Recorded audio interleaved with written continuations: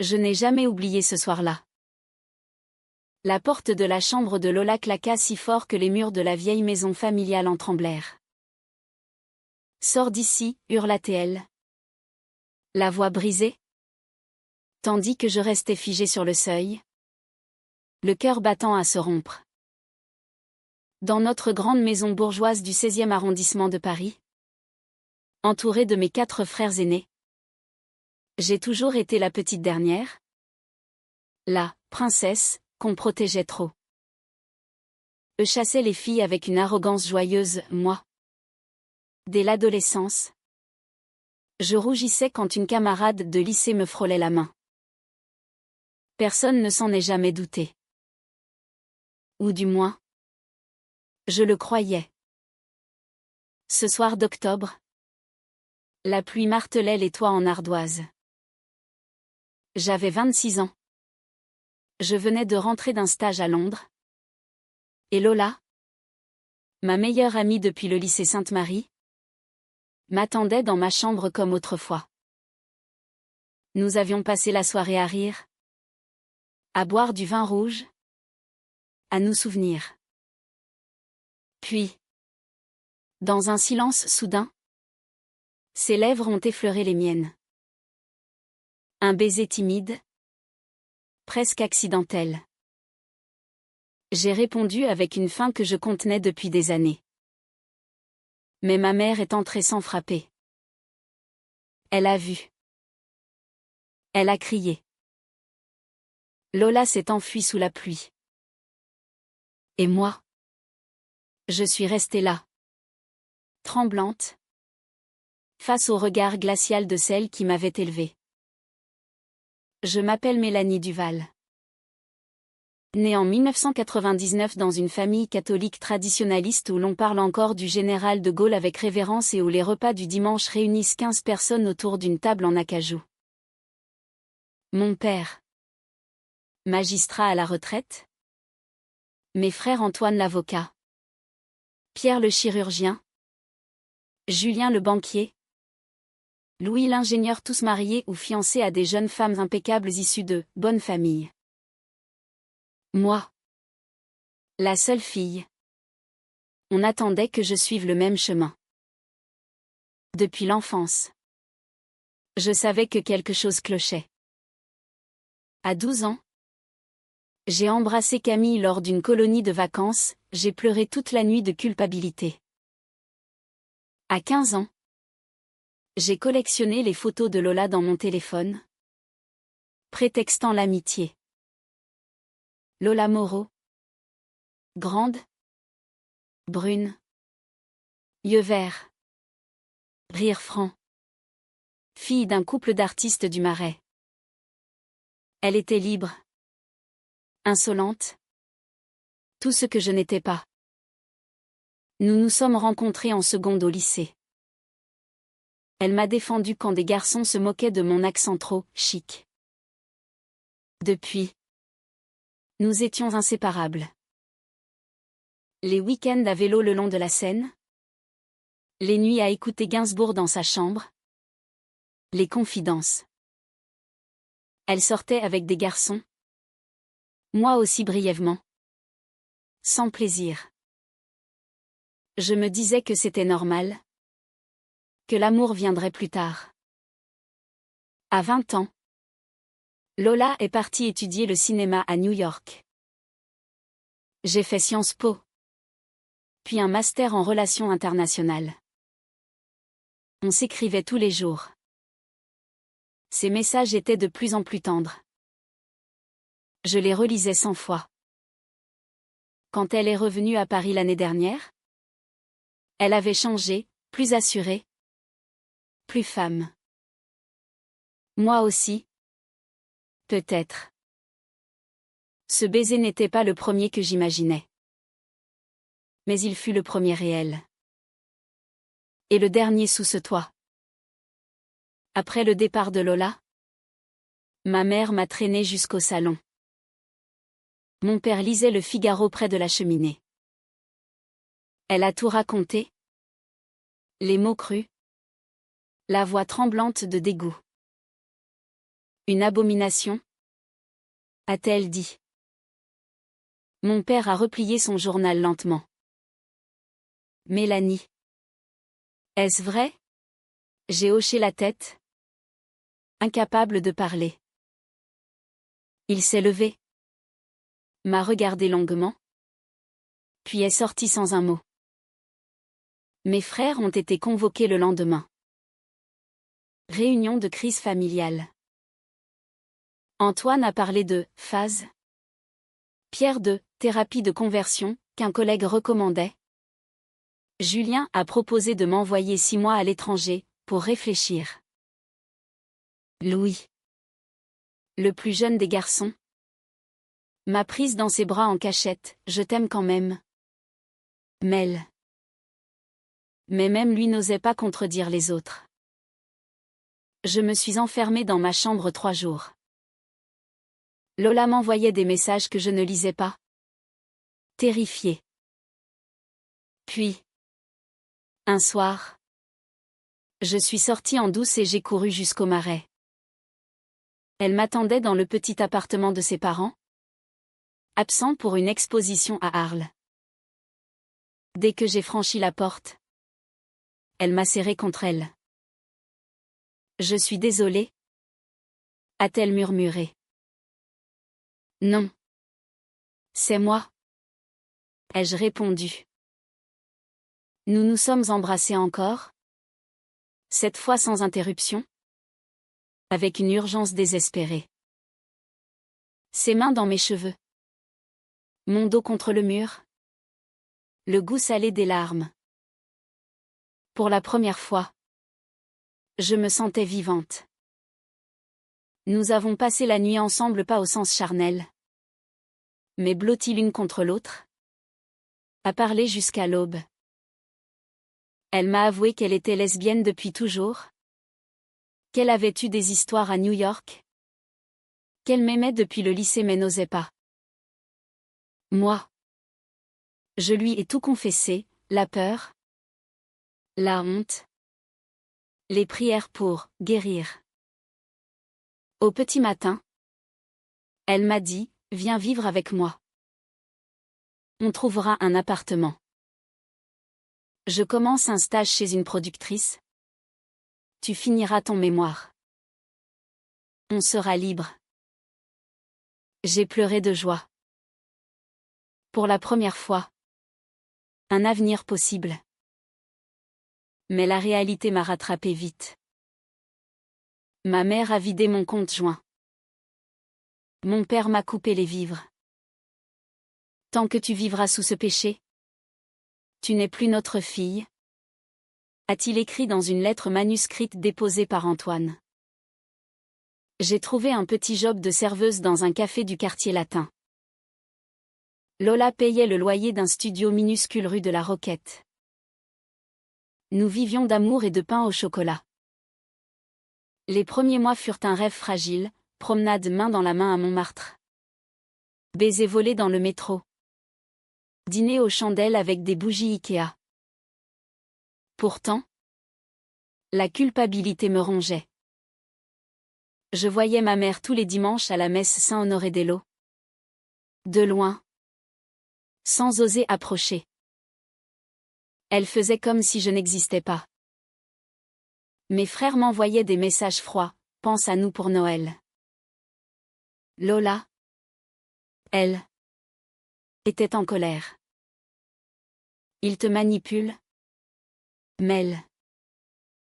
C'est du chantage affectif. Moi. Je défendais encore ma famille, ils ont peur pour moi. C'est leur éducation. Nous nous disputions de plus en plus. Le premier vrai conflit éclata en janvier. Lola reçut une proposition, assistante réalisatrice sur un tournage à Lisbonne pendant 3 mois. Viens avec moi, supplia-t-elle.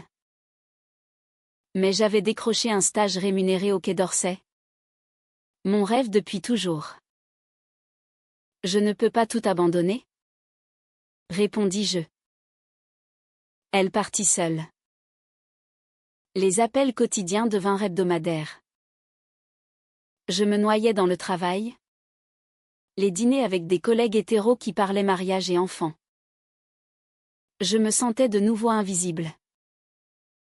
Un soir de mars, alors que Lola était encore au Portugal, je reçus un appel d'Antoine. Maman avait fait une crise cardiaque. Viens. Mel. Elle demande après toi. Je pris le premier train pour Paris. À l'hôpital américain de Neuilly. Ma mère était pâle dans son lit. Perfusion partout. Quand elle me vit, elle pleura. Ma petite fille, j'ai eu si peur de te perdre. Je pleurais aussi.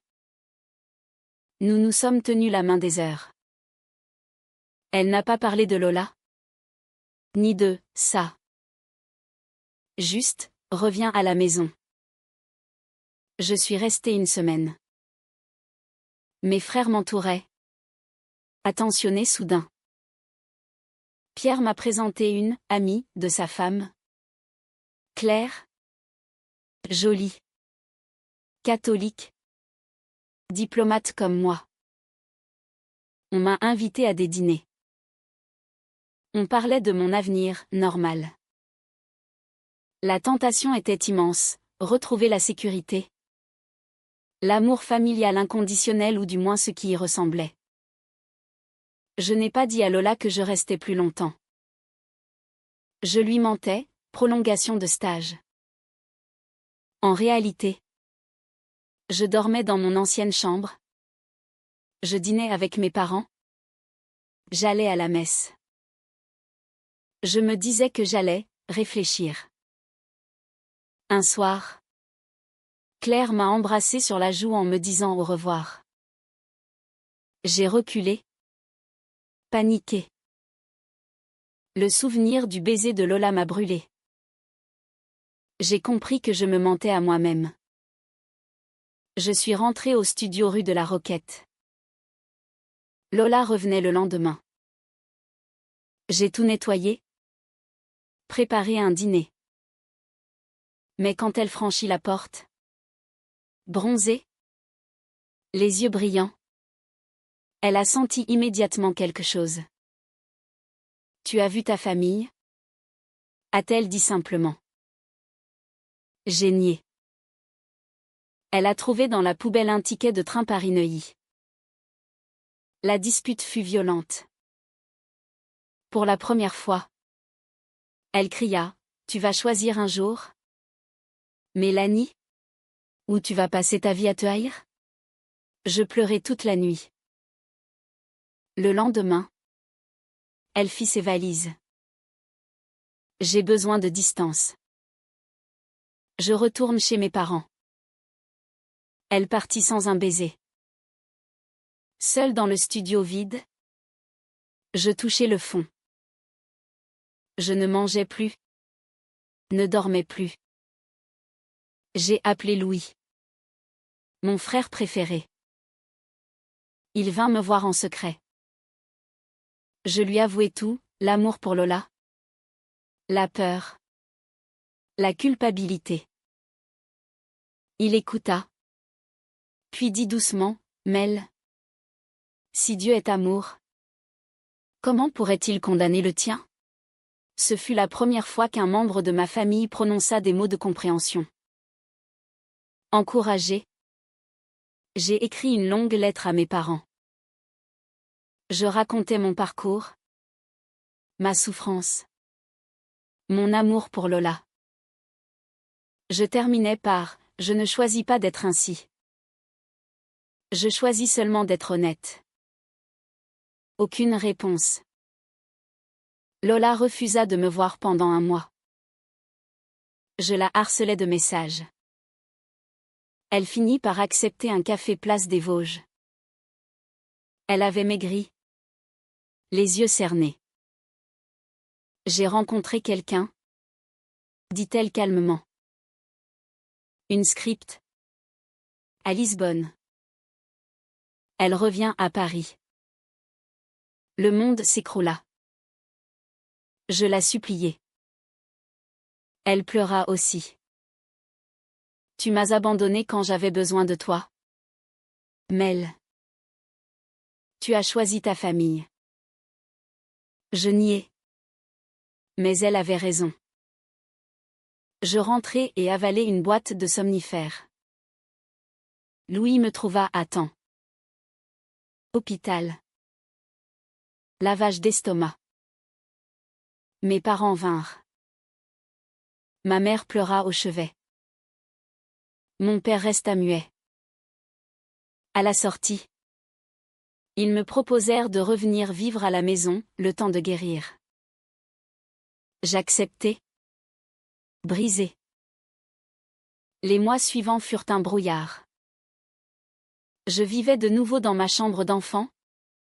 Suivais une thérapie, réparatrice, recommandée par un prêtre ami de la famille. On me parlait de pulsion, de maîtrise de soi. Je hochais la tête. Docile. Je ne voyais plus Lola. Elle sortait officiellement avec Inès. La scripte portugaise. Des photos sur Instagram, elles deux à la Cinémathèque. Au Louvre. En voyage à Lisbonne. Chaque image était un couteau. Je me jetais dans le travail. J'obtins un poste au ministère des Affaires étrangères. Costume strict. Dîners officiels. Vie rangée. Mes parents étaient fiers. On me présenta des prétendants. Je souriais poliment. Un soir de novembre, à une réception à l'ambassade, je vis Lola. Elle accompagnait un réalisateur invité. Nos regards se croisèrent à travers la salle. Elle portait une robe noire, plus belle que jamais. Je m'enfuis aux toilettes pour vomir. Elle me suivit.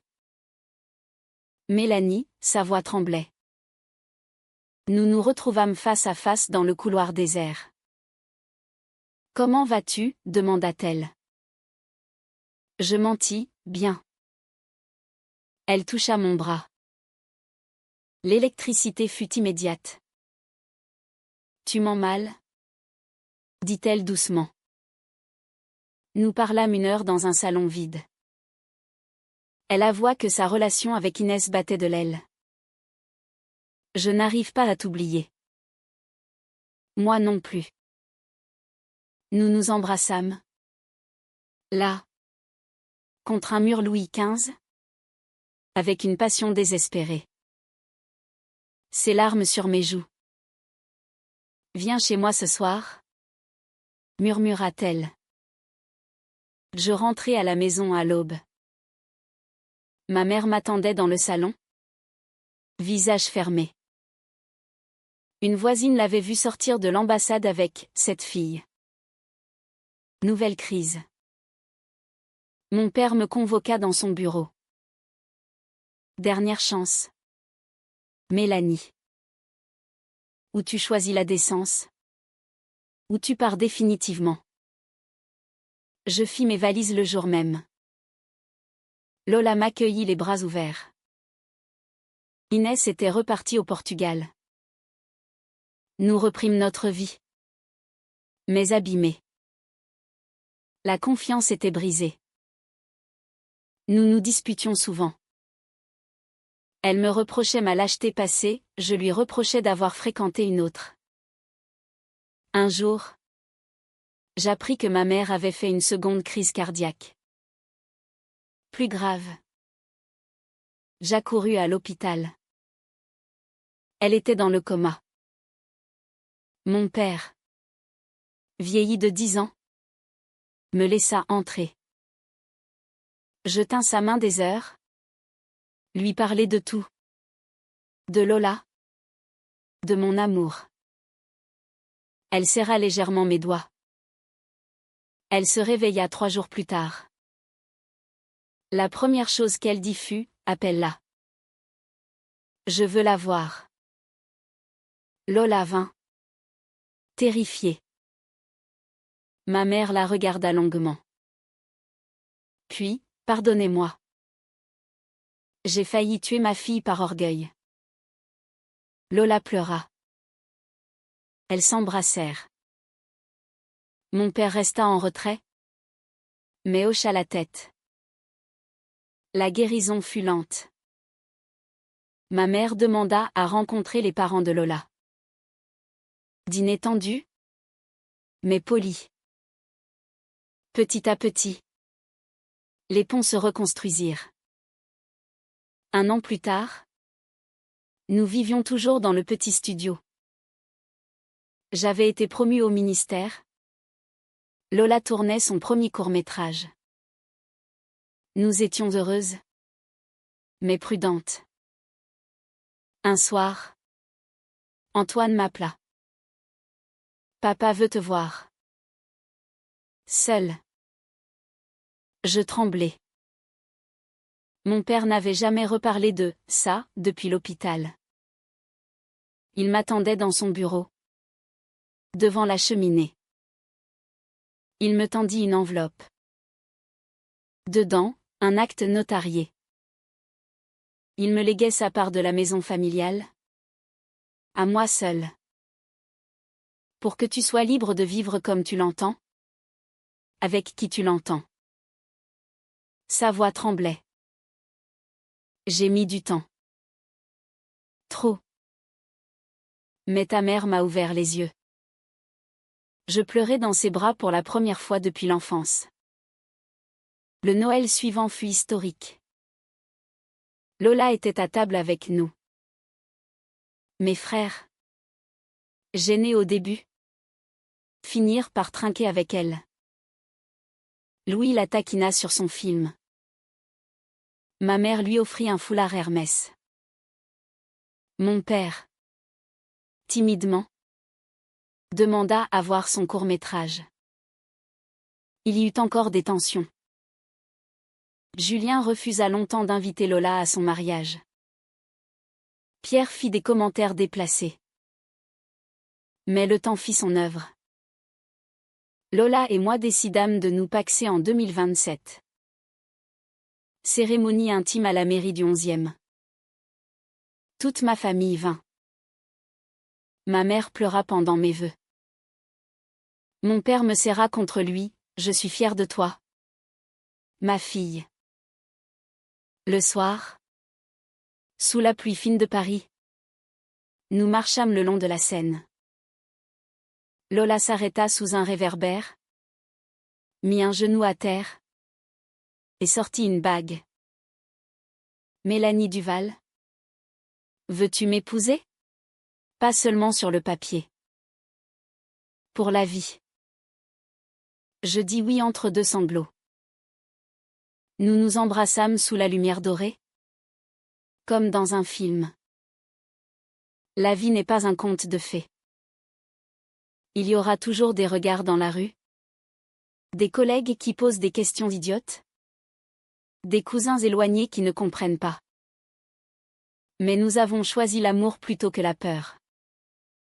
Et parfois, quand je passe devant la vieille maison familiale, je souris. Parce que derrière ces murs autrefois hostiles, il y a maintenant une photo de nous deux sur la cheminée, à côté des portraits de mariage de mes frères. L'amour a gagné. Pas sans cicatrice. Mais il a gagné. Des années plus tard, je raconte souvent cette histoire à nos amis. Lors de dîners dans notre appartement lumineux de Belleville. Lola est devenue réalisatrice reconnue, son premier long-métrage sur l'acceptation familiale a reçu un prix au Festival de Cannes. Moi, je suis conseillère au cabinet du ministre. Ma mère vient nous voir tous les dimanches. Elle apporte des pâtisseries et demande des nouvelles de notre projet d'enfant. Nous envisageons l'adoption. Mon père, retraité, lit les critiques des films de Lola et commente avec une fierté maladroite. Mes frères ont évolué. Chacun à son rythme. Louis est devenu parrain de notre future fille. Antoine plaide désormais pour les droits LGBT dans son cabinet. Il y a eu des rechutes. Une dispute violente avec Julien quand il a refusé d'inviter Lola à la communion de son fils. Une lettre anonyme haineuse après le mariage. Mais nous avons tenu. Parfois. La nuit. Je me réveille en sursaut. Hanté par le souvenir des somnifères. Du regard de ma mère ce soir fatal. Lola me serre contre elle et murmure, on est là. On a survécu. Et je sais qu'elle a raison. L'amour véritable n'efface pas les blessures. Il les transforme en force. Dans cette ville lumière qui nous a vu naître. Souffrir. Et renaître. Nous marchons main dans la main. Paris nous a tout pris. Puis tout rendu. Et je ne regrette rien.